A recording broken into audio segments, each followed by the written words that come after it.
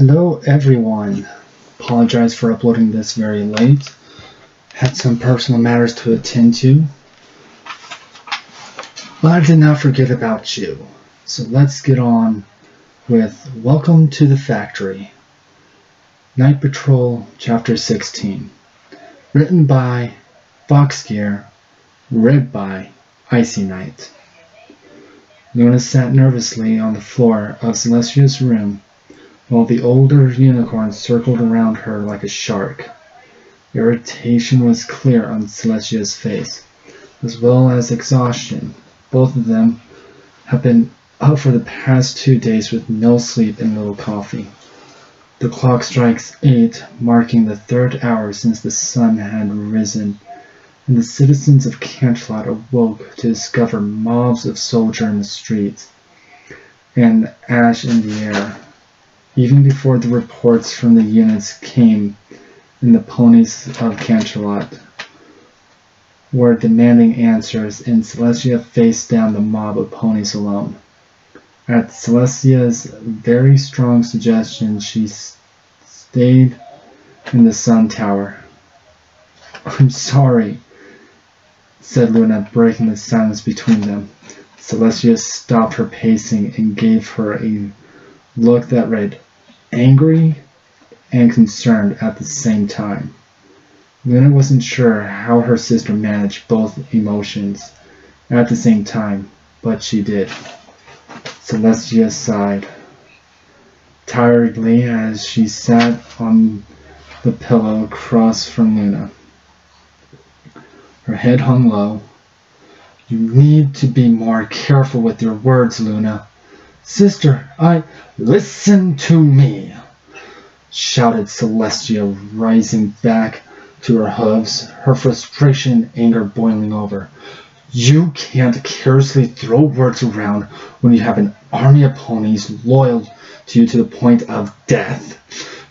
Do you know what they did, Luna? Do you know what they did when you told them to kill? They went out and killed, Luna. They burned Yellowblood's mansion to the ground with every pony inside. There's not even a single bone left from their bodies. This is not how we do things. The nobles are guilty of crimes, but even they deserve to be tried and punished by rule of law. Running and dealing out justice without evidence or trial is how the Griffins may do things, but we do not. We have ponies terrified by the actions of your soldiers, and done at night no less. How do you think they will affect the opinions of ponies? Didn't you want to show them the beauty of the night? How can they see it when nonsense like this happens?" Celestia fell back onto her pillow, covering her eyes with her leg as she tried to regain her composure. "You worked so hard, Luna.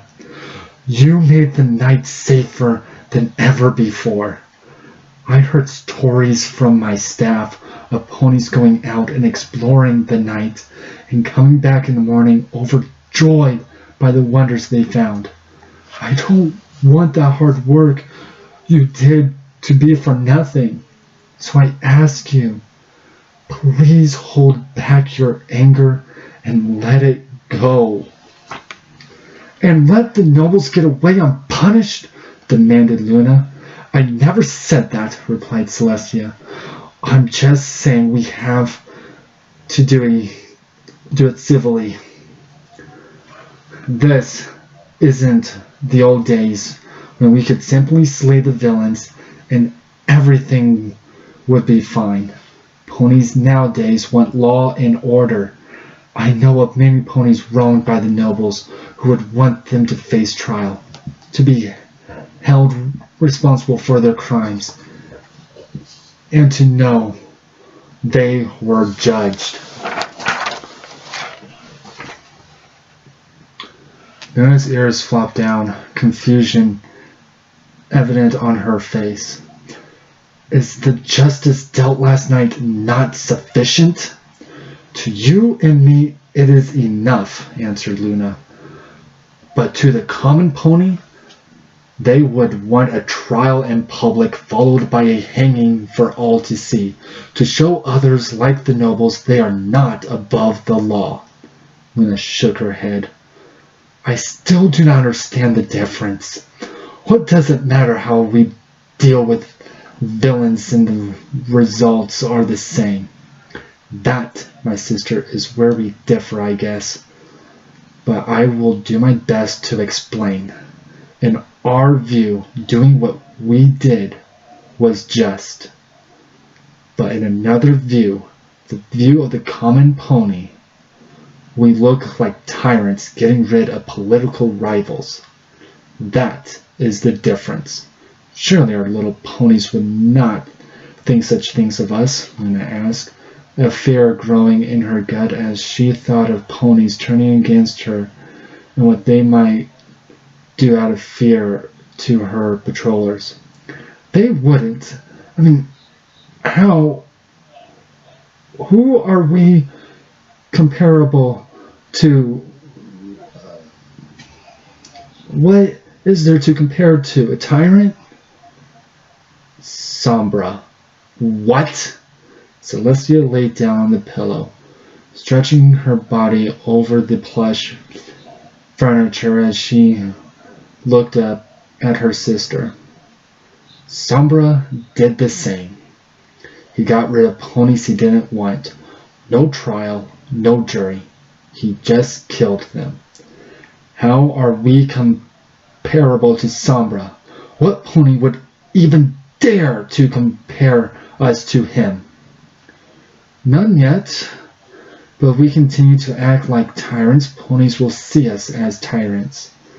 Celestia yawned. Just keep your temper and your words in check, Luna, and everything will be fine. Only if thou do the same. You also command the night patrol. Celestia chuckled sleepily. If you think they listen to me like they listen to you, then you are in need of some glasses, dear sister. You found them. You gave them a home, a purpose in life, a reason to live. They are your ponies, Luna. If lines were drawn, they would choose you over everything else. If that is the case, why don't you form your own guard or patrol? Have an army of your own to counter mine. It is only a tactical thing to do.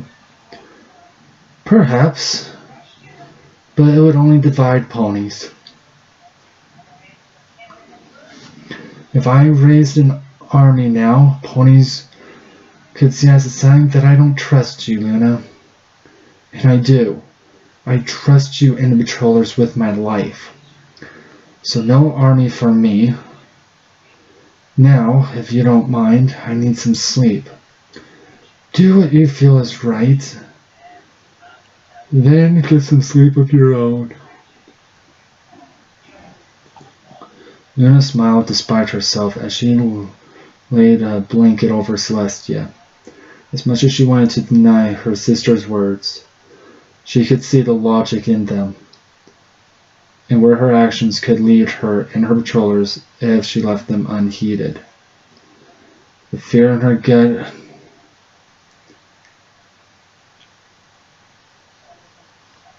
she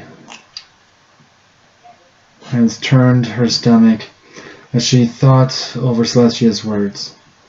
She must watch her words. As much as she wanted to deny that her patrollers followed her so blindly, she shuddered to think of what they would do if she said something she didn't mean. She feared of what actions they would take if she so casually told them to hunt down and kill ponies again. Would they do it? Maybe not all of them, but at least one would, and that scared her. That scared her a lot.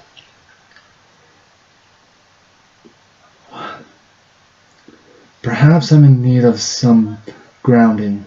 A quick chat with Applejack would suffice.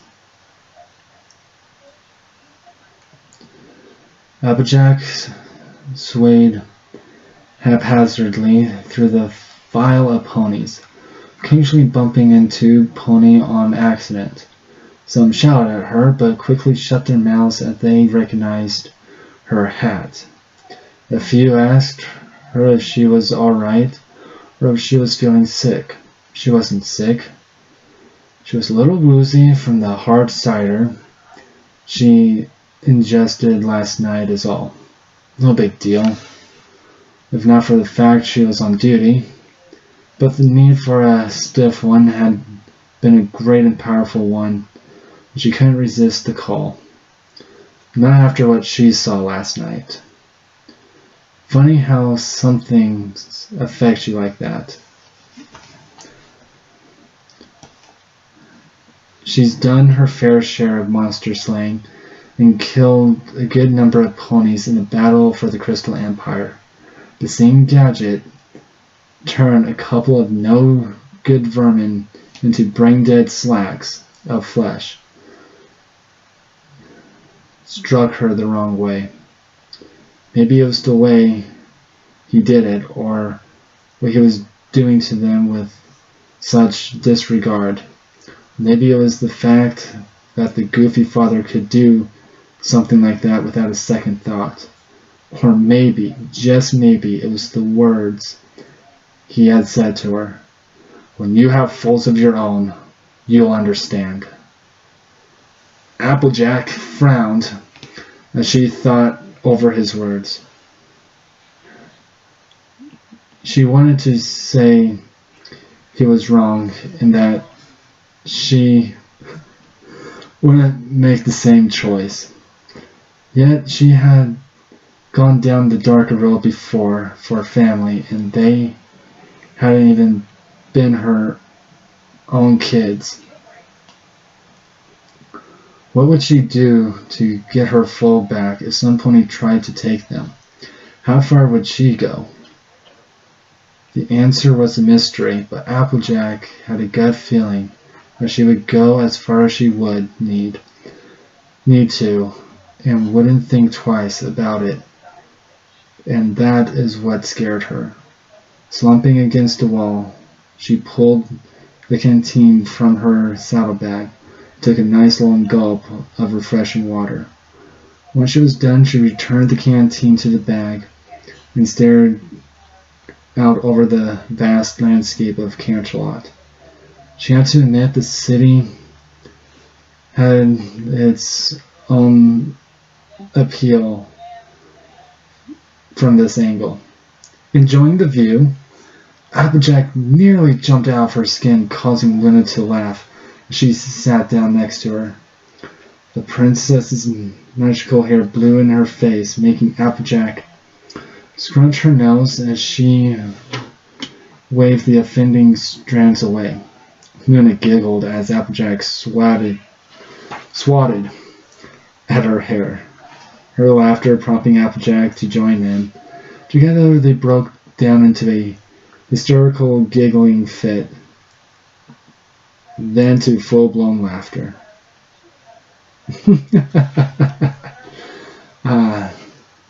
Thanks, I needed that, said Applejack. As the giggles died down, the worry and fear that gripped her earlier seemed to roll off her coat like rain. Sure is a mighty pretty view up here, Nina nodded. It is. I rather enjoyed this very sight many times when I still lived in Canterlot. After I left, I thought there was nothing about the city I would ever miss. But perhaps there are a few things worth coming back to. No.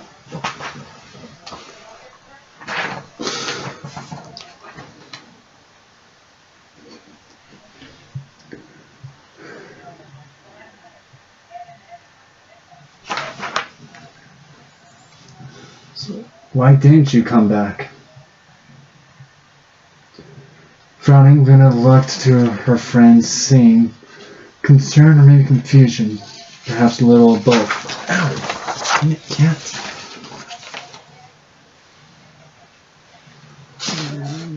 Down. You read the book? Applejack nodded. Luna sighed as she thought back to those years. To the day when the world literally took a dump on her. When I left Canterlot that night, I still ruled with Celestia for a few years after from our castle in the Everfree.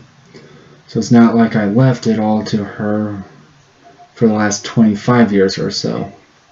But as time dragged on, the council complained about my absence, saying if I wasn't going to show up, I should just hand over my authority to Celestia. I didn't do that, as much as I hated the job. I didn't want to throw the entire burden of ruling on Celestia, but looking back now, that's pretty much what I did. Eventually, they stopped asking.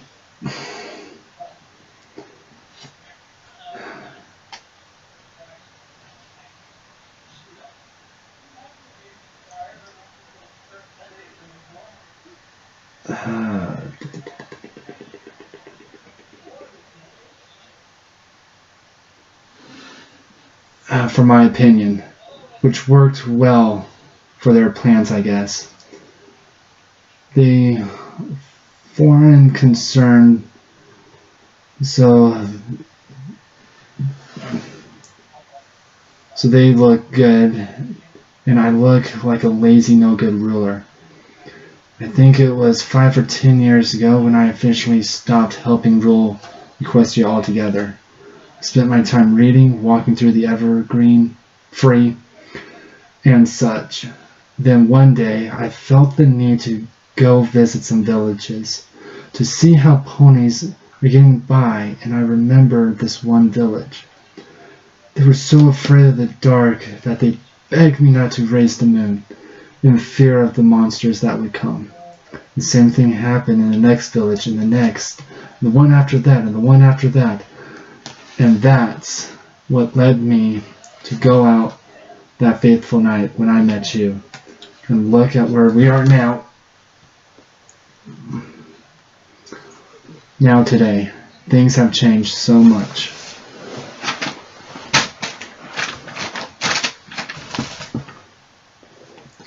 Things sure have changed since then. It seems we are fighting ponies more often than monster nowadays. Applejack tilted her hat down. I wonder what we're supposed to be doing. Everything seems so much more complicated now than before. I thought we'd just be fighting monsters when I joined up, but feels I've killed more ponies than monsters. Nina wrapped her leg around Applejack's shoulder. Monster is just a word we use to describe creatures that frighten us. But those creatures are berries from cyclops to griffins to ponies. But never forget, Applejack, we are the ones that keep these monsters at bay, so that others may live in the illusion of safety. I see what you're saying, but that doesn't make what Gadget did to those ponies right. No, replied Luna, but it is what needed to be done, and thanks to him we have at least a heading. One of the guards overheard Redblood saying they were going north, so we can at least start looking in the right direction. I have already sent out scouts. Hopefully they found something. A bright flash of light exploded far off in the distance. Applejack instantly leaped to her feet and began running towards the source. But she didn't get far before she realized her hooves weren't touching the ground. What the hell are you doing? You're in no shape to go out there, chimed Luna. None of us are. No pony here has slept for more than an hour in the past 2 days, or eaten a proper meal. In short, we are not in fighting shape. Applejack snorted angrily. So you're saying we're just gonna let them get away? Of course not. Luna pulled Applejack back over to her. So the Earth Pony was looking right into her eyes. I'm merely saying we need to be smart. Situations like this are why we have reserves. I've already made the call. The Mooncutter and the fresh platoon of patrollers will be here in a few hours. Till then, we will rest and keep tabs on our enemy's movements. Luna let Applejack down. The Earth Mare seemed to simmer down a lot and was looking rather tired. A long yawn escaped Applejack as she chopped her lips. Sounds good, I guess. Some shut-eye sounds pretty good right now, actually. Now that you mention it. She looked sleepy at the last of her energy yield to the demand of sleep. Hey, have you seen Fury or Sixes around? I haven't seen them in a while. Gently, Luna carried Applejack with her make up to her old bedroom in the lunar tower. She flew up the side of the white structure, not having the energy to take the stairs. Once her hooves were firmly on the floor, she unrolled the covers and placed Applejack on the bed. Yawning loudly, Luna copied Applejack's early actions of lip chomping before simply falling onto the bed with a soft poof of the mattress. She'd already spread the word for every pony to rest and eat, with a few ponies keeping updates on the scouts, of course. The Mooncutter was still being repaired from the battle in Crystal Empire, but reports said all that was left was servicing the engine, whatever that means. Gadget's lectures on how the engine works was truly baffling.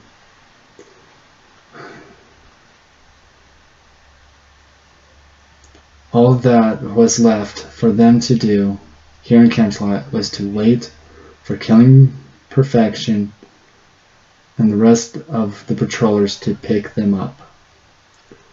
I do wonder where Sixes and Fury are, Luna mumbled as she fell asleep.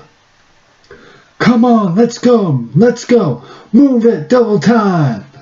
Rawhide roared over the clamor of marching hooves. The Mooncutter repairs are finished and not a moment too soon, as they have just received a letter from Princess Luna requesting reinforcements as soon as possible. Is that every pony? Killing Perfection asked, walking up the ramp to the Earth Pony, who gave her a hoof salute for the duration of their flight to Canterlot. She would be head commander of the night patrollers. It was a position Killing Perfection took with great reluctance. She didn't have issues leading her fellow monster ponies. Her confidence in her skills had her worrying little for their safety, but leading hundreds of ponies who, well, very skilled, were much more vulnerable compared to her. She hoped the flight would be smooth and she can hand the reins of command back to Princess Luna as soon as possible. Rawhide saluted. Yes, every active reserve member is on board. What of Miss Dippy? Her safety is still the utmost importance. She is under heavy guard and has been advised not to leave the castle until the all-clear is given by the princesses. Killing Perfection nodded. Good, good. And has any pony checked on Dusk and Nightingale? Gadget and the princess are very interested in their current conditions. Rawhide tapped his chin. Last report was about an hour ago. They were playing chess and have not been alerted to the situation. Good, good. And finally, has Gadget's new toy has been loaded into the hangar? He insists it be brought for this mission. Though I'm not sure why. Such a clumsy thing. We just loaded it. Good. Let's be off then. Killing Perfection and Rawhide entered the hull of the ship, the ramp lowering beneath them as they walked away. The rumble of the engine shook the ship as the turbines came to life, and by the time they walked into the cabin, the engine was at full power and they were ready to take off. Rawhide trotted over to the center of the room, taking up the position of first mate in place of Gadget, leaving Killing Perfection standing uneasily by Luna's chair.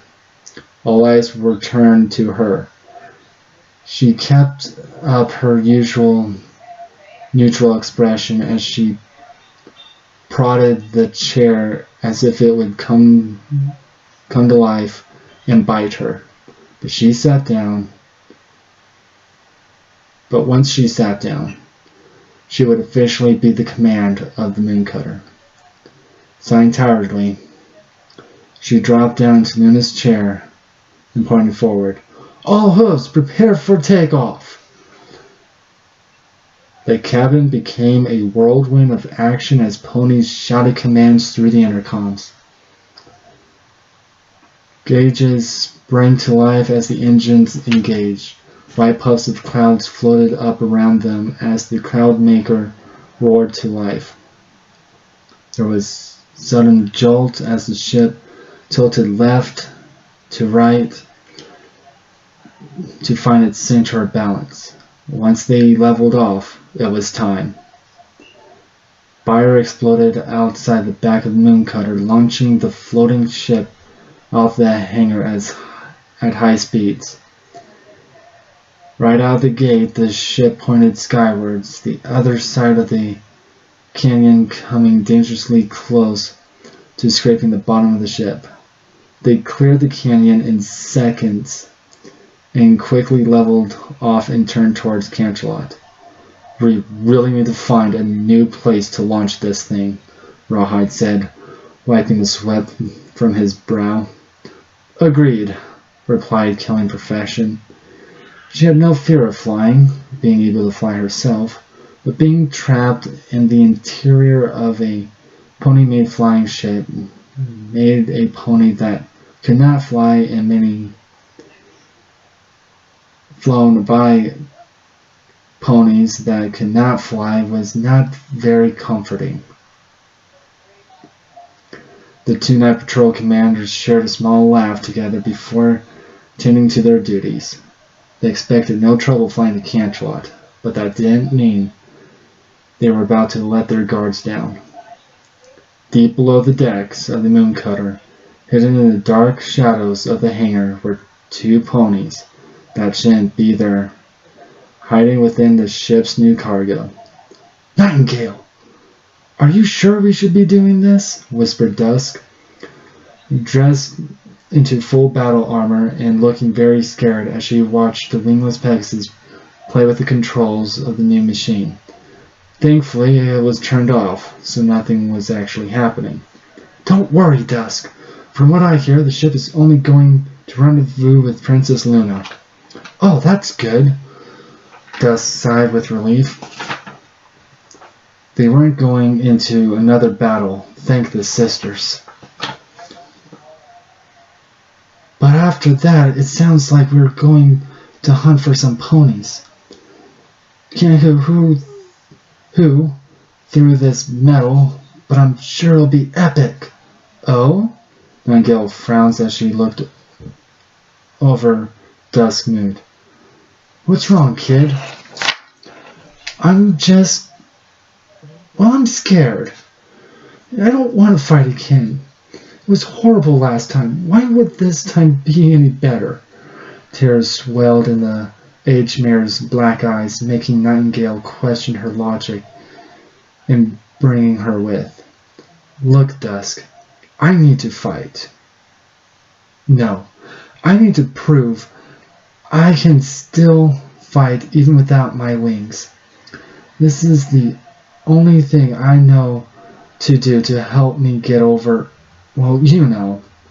Nightingale wrapped a leg around Dusk and pulled her close. And don't you worry about fighting. You just wanted to see your dad again, right?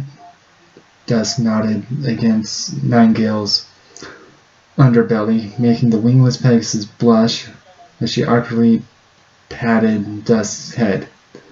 So there's nothing to be nervous about. I'll drop you off with Gadget and then sneak back on board with no pony being the wiser. But for now, some sleep. Who knew playing chess could make you so tired? Well, we did play all night, Dusk pointed out. And you didn't want to quit till you won at least once, which never happened. Yeah, you're a smart cookie. Now go to sleep. This thing we're in doesn't have a bed. But the seats are at least nice. Sighing, Nightingale sunk into the soft seats with a long yawn. Hey, what did your dad call this thing anyway? Dusk's eyes fluttered shut as she too felt the heaviness of sleep, but she did manage to answer the question. I think he called it a tank, the AT-1, or something like that. That's cool. Good night.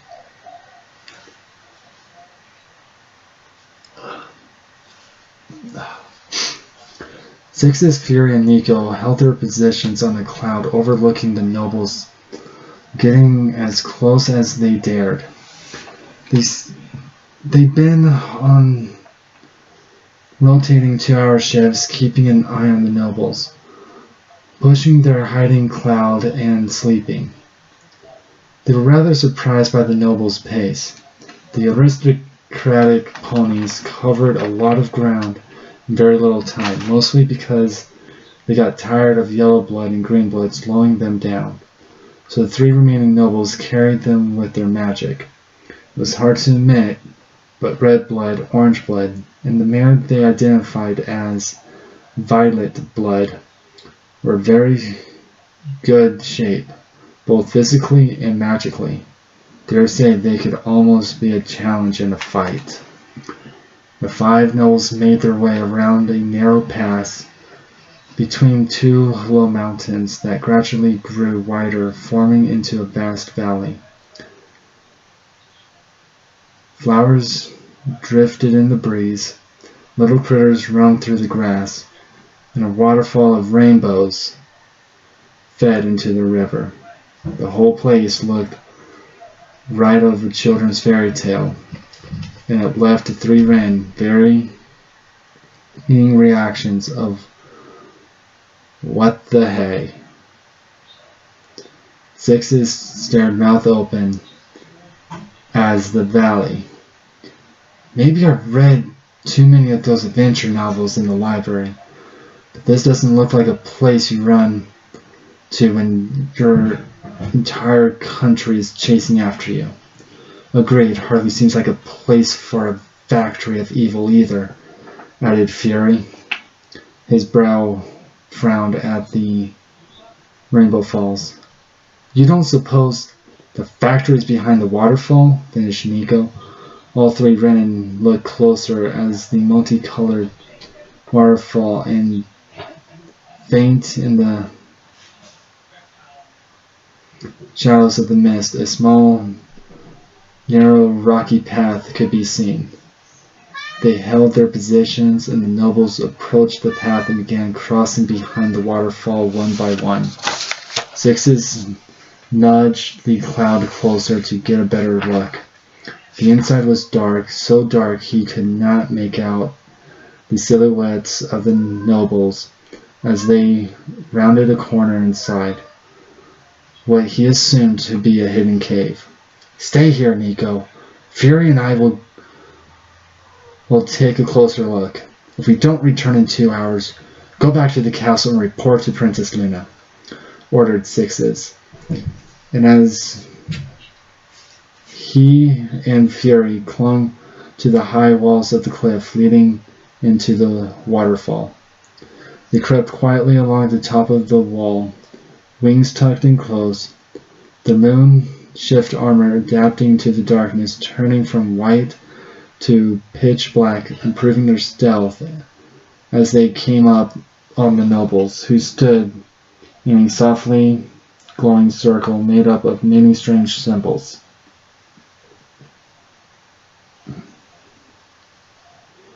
The 5 ponies each had their horn aglow with magic, fueling the circle. A soft hum filled the cave gradually, rising in volume as bright flashes of light beamed around the cave. The light beams began to gradually right themselves, traveling upward to the ceiling, forming one huge beam of light. The eyes of the nobles were whitened out as they began to float in midair. The noise was deafening, the light blinding in the pitch darkness of the cave. But through it all, Sixes could make out the small specks of light rising off the nobles' bodies. Acting on gut instinct, Sixes flew into the beam with fury right behind them. The light widened out their vision, making it feel like they were flying through a void. And then everything cleared as they were in a vastly different place. Metal surrounded them. Loud machinery roared, and the smell was nearly impossible not to smell it. The entire place reeked of new and old blood laced with fear and panic. Voices down below brought the 2 men back to their senses as they quickly ducked under some sort of platform and hung from their claws. The nobles were directly below and seemed none the wiser to their presence. Fury and Sixes exchanged nods and held their position. This in no doubt was what they were looking for. But what and where this place was still needed to be answered, so they settled down for some eavesdropping, tuning out all other noises and the smell, and focus solely on the nobles. This place is still drearily as the last time we visited. Wouldn't it kill them to put some rugs or something? Greenblood loudly complained as they were greeted by the factory's welcoming staff. A group of frankly freaky-looking ponies wearing beak, mask, and goggles approached the group. As the head of the herd were 2 ponies in white coats covered in red stains. They were Madhoof and Hoofenstein, head researchers of the factory and its founders. They regarded their guest with an air of annoyance. "Why are you here? There's no scheduled visit, and you have not brought new materials. What is the cause of this unannounced visit?" Hoofenstein demanded, slamming his hoof against the metal floor. Starting angrily, "Do you realize the danger you could have placed us in with your foolishness? Now answer us. Why are you here?" "Well, you see, Dr. Hoofenstein," Yellowblood began, "there has been some complications in Canterlot."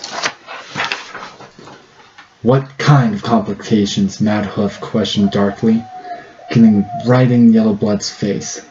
Their horns touched, and Yellowblood felt a shiver run down his spine as the strange coldness of Madhoof's horn ground against his own.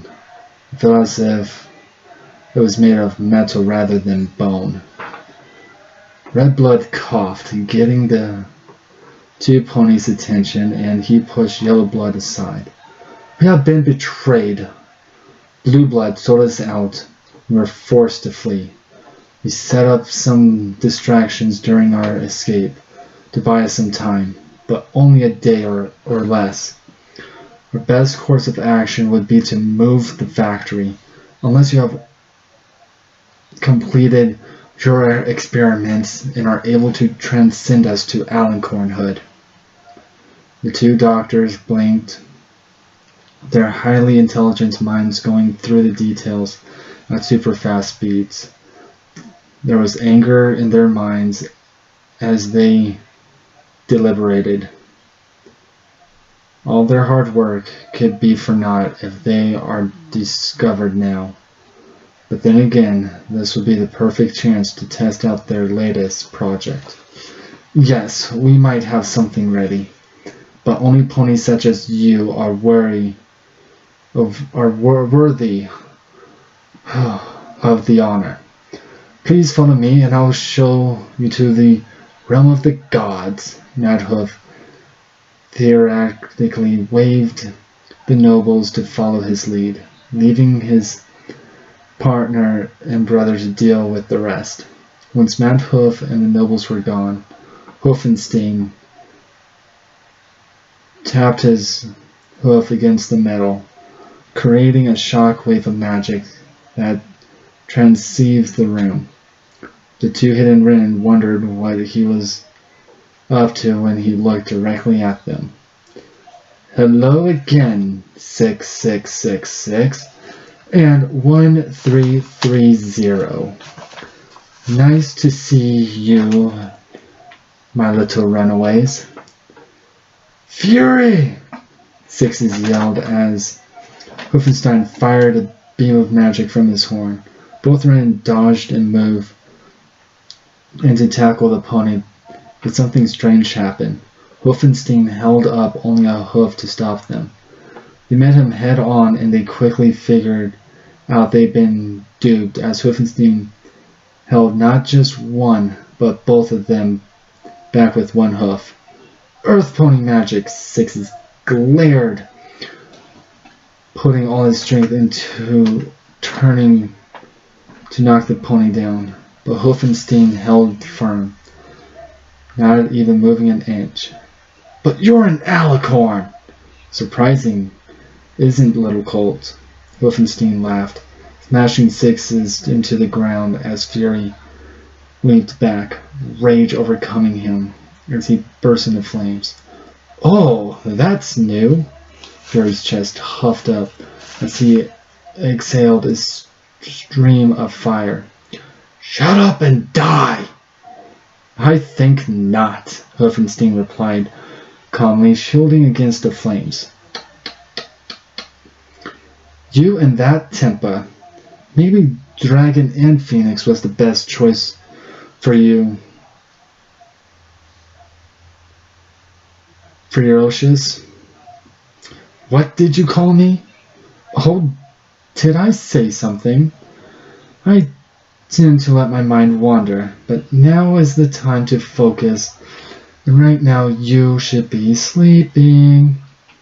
Hoofenstein disappeared in a flash of light and reappeared behind Fury, who stood no chance of dodging as the pony's hoofs smashed into his jaw, knocking him out. And that's why you were a fail, 1330. But don't worry, you'll be back with the rest of your brethren, like before in the vault. Oh, I guess it's bad manners for me to do this. Hoofenstein leaned down and whispered into Fury's ear. Welcome back to the factory.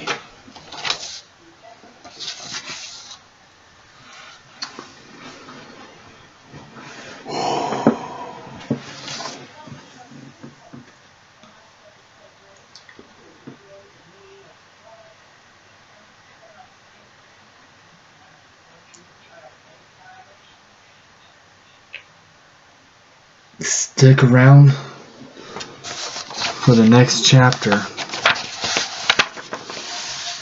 Wondering if Luna's going to get there in time.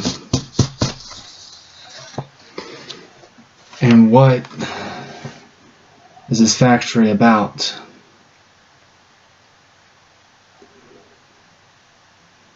Stay tuned, my friends. And as always, have a good night.